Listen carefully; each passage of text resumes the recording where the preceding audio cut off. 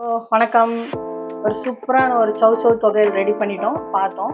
இப்போ அதே மாதிரி நம்ம அடுத்தது வந்து ஒரு கருவேப்பிலை தொகையல். இது வந்து ரொம்ப உடம்புக்கு ஹெல்த்தி. நீங்கள் முடி கொட்டுது, அயன் இல்லை, கருவேப்பிலையில் சாம்பாரில் எல்லாம் போட்டால் எடுத்து வச்சு சாப்பிடுவாங்க. அப்படிலாம் இல்லாமல் இது வந்து தொகையல் பண்ணி சாப்பிட்டிங்கன்னா சூப்பராக இருக்கும்.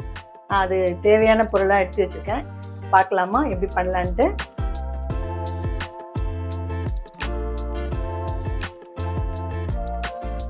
ஃப்ரெஷ்ஷு கருவேப்பிலை நல்லா இனிக்கிட்டு ஒரு கப்பு ஃபுல்லாக எடுத்து வச்சுருக்கேன்.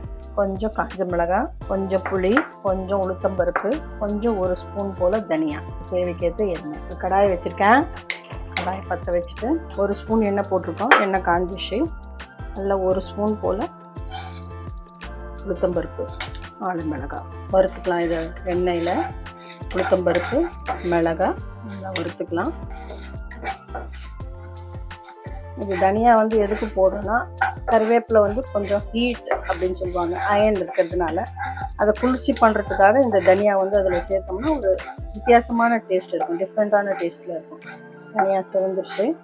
இப்போ நம்ம கருவேப்பிலையை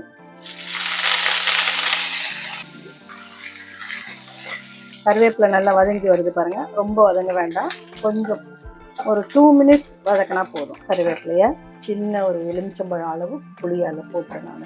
தேவைக்கேற்ற உப்பு. அவ்வளோதான். இந்த தொகையில் இப்போ நம்ம அரைச்சி ரெடி பண்ணிடலாம். ஒரு 5 மினிட்ஸில் இந்த தொகையில் ரெடி பண்ணிடலாம். கொஞ்சமாக தண்ணி போட்டு அரைங்க. அரைக்கும்போது இந்த தொகையில் ரெடி ஆயிடுச்சு. அதுக்கு இப்போ ஒரு தாளிப்பு போட்டுக்கலாம். காஞ்ச மிளகாய் போட்டிருக்கேன் தாளிப்புக்கு. ஓகே, 2 தொகையில் இன்றைக்கி அரைச்சிட்டோம். சூப்பராக, சிம்பிள் அண்ட் ஈஸி தான். ஃபஸ்ட்டு அரைச்சது நம்ம சௌசௌ தொகையில். சௌசௌ நல்லா வதக்கிட்டு தண்ணி போடாமல் அரைங்க. சௌசௌவை ஒரு வித்தியாசமான டேஸ்ட்டில் இருக்கும். நீங்கள் சாப்பிட்டு பார்த்துட்டு சொல்லுங்கள் எனக்கு. அடுத்தது கருவேப்பிலை தொகையில். இது ஆல்ரெடி எல்லாருக்கும் தெரியும், கருவேப்பிலை தொகையில். இதுவும் வந்து சாதத்தில் சாப்பிட்லாம், இட்லி, தோசை, தயிர் சாதம் எல்லாத்துக்கும் சாப்பிட்லாம்.